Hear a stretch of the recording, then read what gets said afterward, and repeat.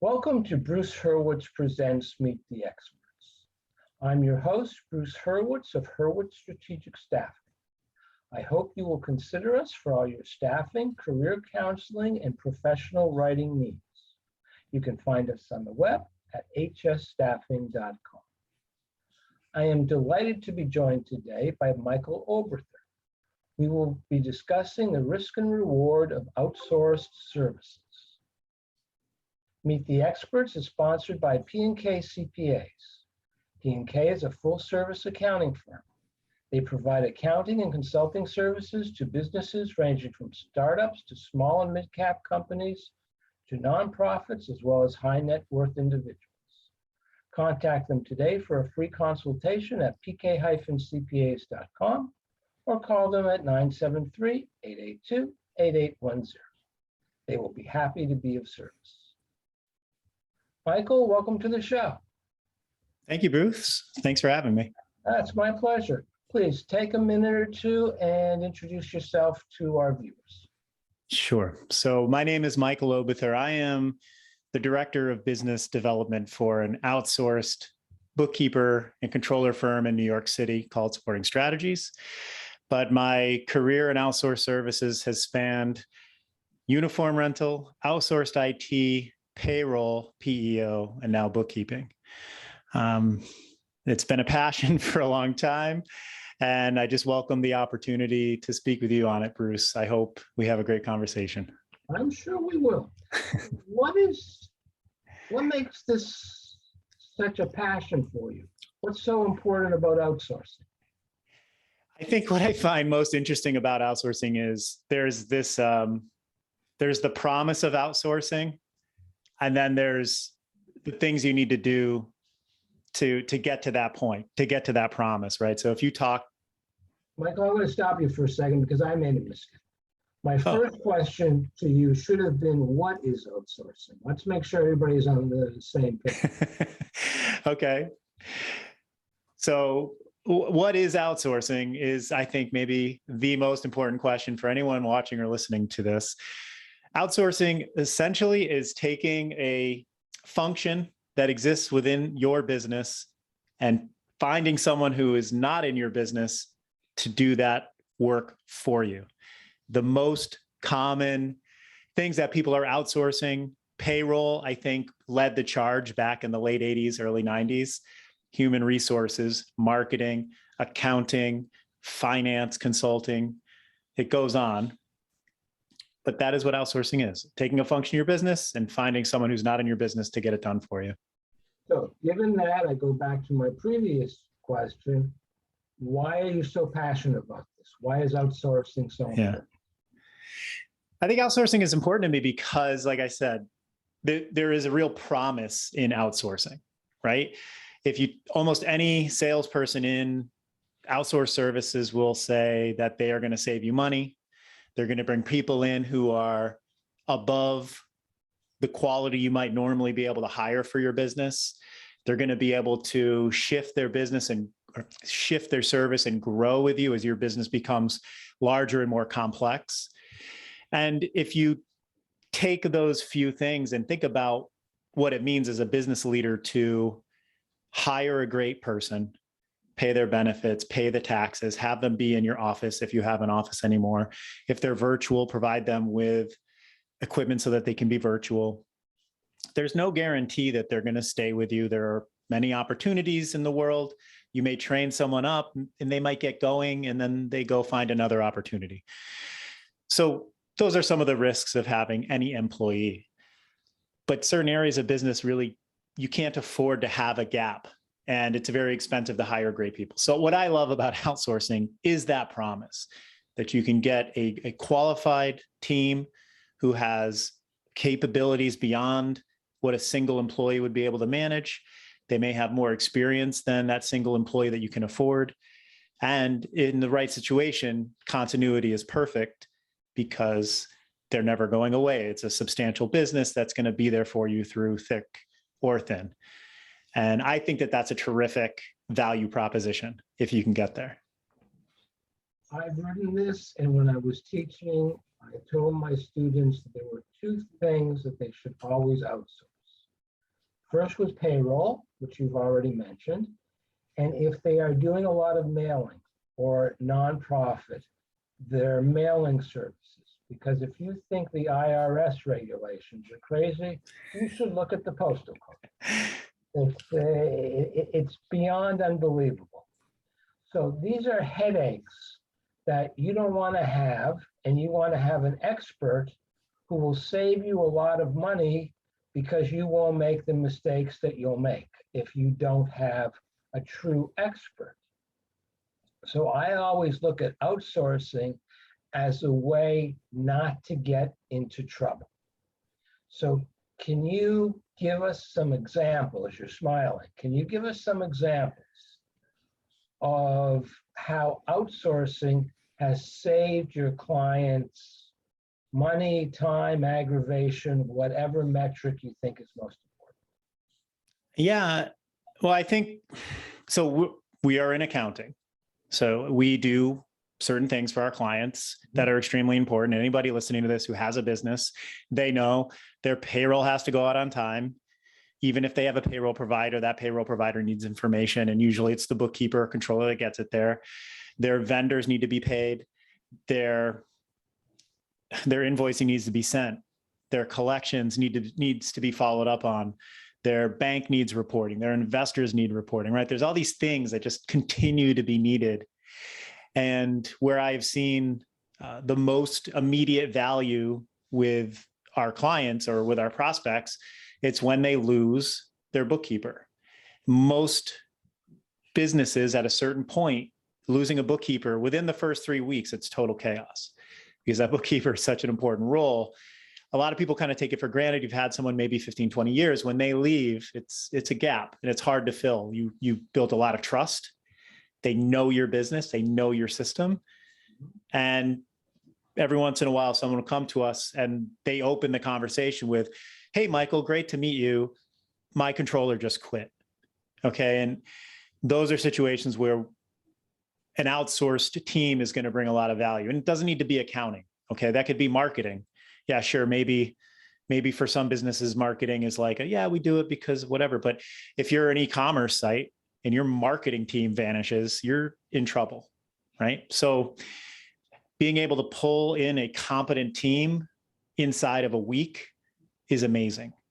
Because if you were to go out and try, you're in staffing, Bruce, if you were to go out and try to find a great candidate within a few days that can come in and take over, that's a challenge. Not impossible, but it's a big challenge. And I like that. I like that my industry can provide that. The other big thing, you mentioned money savings. This may seem weird. I'm not super worried about saving people too much money. What I am concerned with is a complete process. And this is some of what I thought about before this conversation was, what does that mean? And does the idea of a complete process extend outside of like bookkeeping? Because that's how we think. But a complete process is important in almost everything in a business. If it is outsourced marketing, outsourced IT, outsourced human resources, there are regulations you need to be concerned with. There's communications with your team, with the customer's team, maybe with the government, right? All that has to happen. And that is my concern is, are those things happening? Can we come in and quickly assess that, close all those gaps and smooth it out for you? So money's not the big issue. It's really continuity of your business. That's the big thing that I'm concerned with. My one bookkeeper story is that I was working at a company. They had a bookkeeper who, to be generous, was incompetent. I repeat, to be generous. That's very generous. One day I went to the boss and I closed the door. I said, "Can you please explain to me? Just asking the question, you'll answer it. I'm not going to get into a debate with you. Why do you keep this woman as our bookkeeper? She would come in once a week." And he said, "She's very good with the IRS." I said, "Thank you. You've answered my question." I got up and left and started looking for a new job because the reason she was very good with the IRS is because she was such a lousy bookkeeper, she got all of her clients, and she had a number of them, in trouble with the IRS. You want somebody who has no experience with the IRS because they've never gotten their client into trouble with the IRS. You can outsource your IRS relationship also. Yeah. The client provides you with the information because you don't have someone sitting in the client's office, correct? Do you mean just in our general working relationship? General working. Yeah. He would email you, wire you through your website, an app, whatever, the payroll information, the petty cash, the bills that have come in, accounts payable, accounts receivable, the whole kit and caboodle. And then you do with that what you do. How do you know that the information that you are receiving is accurate? That's a great question. So we don't rely on the business owner much to receive information. That would have been true. Everything you just said would have been true 5, 10 years ago. These days, we're able to collect the information automatically. So through a business's bank feed, through their credit card feed, their purchase of sale record, their credit card processing record, their payroll records, all of which we're able to have read-only access to, we can collect almost 95% of the information. The information that we really require from our clients is related to their clients. So if we're doing their billing or their invoicing, their collections, we need to know that they have a new client. We need to know what the structure of that relationship is, right? We need to see the contract. If it's a long-term project, we need to know the general nature of the project. We may be tracking the project-based accounting for that, right? So that's a whole nother thing, but we have ongoing conversations with our clients. And this is true this needs to be true or should be true for any outsourced service. I do, listen, I love the fact, yes, I'm a bookkeeper and we talk bookkeeping, but I think what's critical is that everything I say, it's coming from the perspective of outsourced services. So even human resources, which is very paper heavy. Well, if you're leveraging your outsourced payrolls, HRIS, your outsourced human resources should have access to almost all of the information that they would need to function as a high-performing human resources partner. So outsourced services these days is dependent as much on the talent of the people delivering the service as it is the technology stack that's being used in the business. How do you vet your people? If someone came to me and said, I need a bookkeeper, and I were to say to them, listen, and I've done this, I think I've mentioned it to you. If I were to say to them, look, I've got a friend, he's got an outsourced bookkeeping service, would you like to speak with them? They always say, no, we want somebody here, our own person on site, and can't argue with them. And we're going to come back to that in a moment. But I find them their bookkeeper, I find them their controller, I find them their CFO. There's a vetting process. It's checking their references, but also doing a background check because these people are going to be dealing with money and they're going to be dealing with confidential information. Yeah. What should an outsourcing company, whether it be payroll or anything else, provide to be able to reassure potential clients that the people who will be working on their accounts have been fully vetted?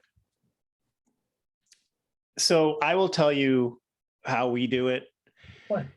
if that's fine. And we could talk about larger brands but let's start with my most natural environment. So we hire people, the way we look at it, we want people with 10 years of experience in accounting with a degree in accounting or finance, right? That's a controller level experience. Not all people with that experience are at a controller level, but any controller would be.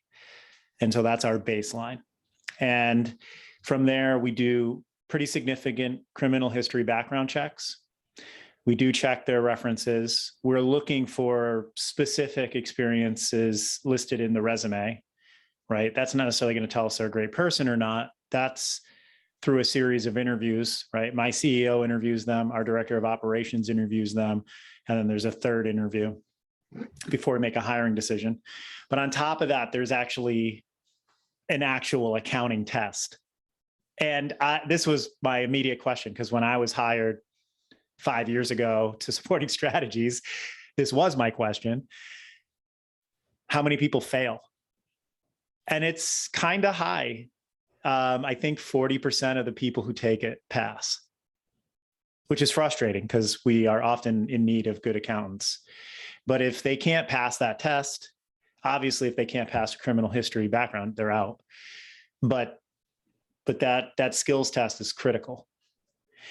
I think it's harder for a company if they're working with a big brand. I don't want to name any big brands, but everybody knows a couple big brands out there that maybe do payroll. You've heard of them.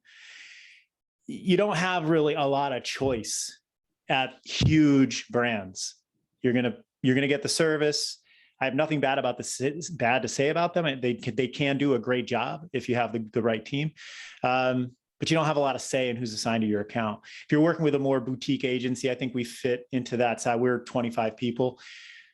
You can talk to the CEO. You have much more access to upper level leadership where you can get an understanding of the culture and the kind of the vibe of the agency. But that is what we do, Bruce. But to go back to the question that I promised to ask you, who shouldn't use outsourcing?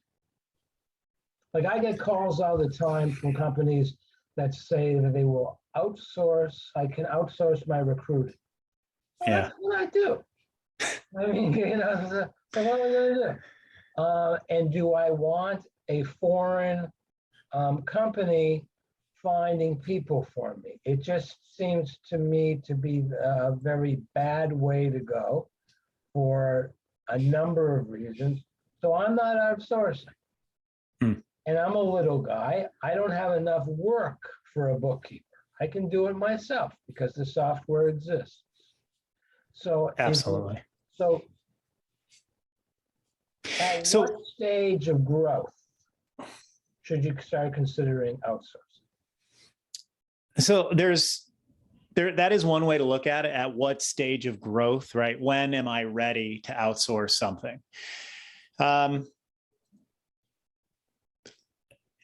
This is the example I use for really small businesses that are getting started. If the thing in question is torturing you on a weekend or more weekends than you would like, if it is pulling you away from your family, if it is pulling you away from things that you enjoy doing, hobbies, activities that make your life worth living, it is time to consider outsourcing. Okay. That's one perspective. There's another perspective, and that is not necessarily where you are today, but how quickly you'll need to outsource, right? So some of the people that we speak with, they're coming to us, they're pre-revenue, and they just say, hey, Michael, we have 0 transactions. Here's what we need from you today. Okay, cool. We'll set up the QuickBooks. We'll connect the bank accounts that are probably not doing anything, credit cards not doing anything. Everything ready to rock because these people may have just closed a round of funding and they know they're going to go from 0 to $500,000 in revenue in like 3 months, and they're going to be at 2 million by the end of the year or something like that. That's reasonably common for us. They need to outsource right away because of that fast growth. They're not going to have time to deal with it. So somewhere in between those two extremes is where a lot of our clients live, and they are small. It really comes down to, is it producing happiness for you, or is it eliminating happiness in your life? It might be worth $200 a month to not have to worry about it, right? So that's the math problem. The reason I share that story is that is one of my first clients that I brought in. That was the call. I'd known this person for years, and she knew what I was up to, and she's like, yeah, I might be interested in that someday. She called me on Monday morning. She's like, I just spent all Saturday trying to figure out my books. I'm done. I don't want to waste any more of my life. So let that be your guide. I'm laughing because when I lived in Israel, I ran the non-clinical aspects of a small children's mental health center. And one day, the chairman of the board called the office fairly late in the day, and he was expecting to get the answering machine, and he got me. And he said, "What are you doing there?" I said, "I'm trying to reconcile the petty cash, and I'm missing 1 agura. Understand, the currency was shekel, which would be like $1, and agura, which would be like a cent. And an agura at that time was probably worth about 1/1000th of a penny." And he said to me, "Bruce, it's meaningless. It doesn't, nobody cares." And I said, "No, this is personal. I have got to find that 1 agura." And he laughed and then left a message. That was it. And 5 minutes later, I found it and went home. But I can understand what you're saying. When it becomes a problem, then you need to outsource. But how do you choose the right outsourcing company? Yeah, well, this is the crux of the problem, right? Most buyers, most clients. So I should define this. We work with a lot of small businesses with between 0 and our biggest clients are like 45 million in revenue, but generally they're 1 to 5 million in revenue. So they come to us and it's a problem. It is a problem. The challenge they face, most of the time, they're not super savvy about the thing they're trying to outsource. They've been doing it on their own. This is across the board. Human resources, payroll, marketing, whatever. They've been doing their best as a small business to get it done. Then there comes an inflection point where it's like, holy cow, okay, I got to get this off my plate. The evaluation of an outsourced service is very challenging. You can Google and you can find listings for large brands that are spending a lot of money on marketing to find those people who don't have anyone they can call and say, "Hey, who do you know who does this thing?" If that's your situation, you really need to read reviews because it's going to be very difficult for you to qualify them properly. But here are the questions you want to ask, or here are the things you want to know. How many junior people do they hire? How many senior people do they hire? And what is your level of access to those different skill sets? There is absolutely nothing wrong with your team, your outsourced team being staffed with some junior people and some senior people. But you want to know, well, what if I'm not getting a clear answer from a junior person, but the junior person isn't escalating? What is my process to escalate that if I'm not getting what I feel I need? That's something you 100% have to understand. You definitely also want to understand, is there a price differential between a junior person's time and a senior person's time so that you can make that decision with a little bit of math involved so you're not shocked when you get a slightly higher bill than you might normally see. Thankfully, LinkedIn provides some insight into the general makeup of a company. You can go to their company page. You can see the people who are on LinkedIn that are listed on their company. You can see where they're from. You can see how much experience they have. I would take that step if you don't have a qualified referral from a friend, or you can't find excellent and plentiful reviews online. Okay, so that's like the big brand thing. A smaller brand like us, you want to be referred to them, and you want to be referred to them by someone in their industry. We get a lot of referrals from CPAs and outsourced CFOs. A human resources person would get a lot of introductions by the same set of people and maybe some others that I don't know about. Outsourced IT, again, it's the reason the introduction is important is that typically it's a person introducing you to someone that they have known. They may have never worked with that person, but they have known that person for several years. That has given them time to build a trusting relationship. And the reason that matters is that there's skin in the game. If I get introduced to somebody by anyone in my network, I have several goals. Okay. Obviously, as a salesperson, my goal is to see if this opportunity is a great fit for us and if we can win the business. But what is almost as important, if not more important, is whether we get that business or not, when that person talks to the person who made the introduction to me, they have to be like, hey, you know what? Michael wasn't a great fit for us, but he helped us define the issue. He made an introduction to someone who was a great fit for us. I really appreciate you making the introduction, right? So if you're listening to this or watching this, if you have a friend who is in the industry that's adjacent to the need you have, I would start there and I would ask them who they know. That is the number one way to evaluate. Then apply everything I said in the first statement. Junior staff to senior staff, price differential, escalation if you're not getting a solid answer. Those are going to be critical things to understand in terms of just a service level agreement. I am now putting up and sharing with our viewers your contact information. And I want to ask you one final question. Yes, sir. Is there anything that I did not ask you that you wish I had asked you? And if I had, what would your answer have been? No, actually, you asked very good questions, Bruce. I appreciate the opportunity to talk with you. This is great. Thank you. It was my pleasure. I thank you profusely. I'm Bruce Hurwitz. Thank you for watching. And as always, please stay focused on success.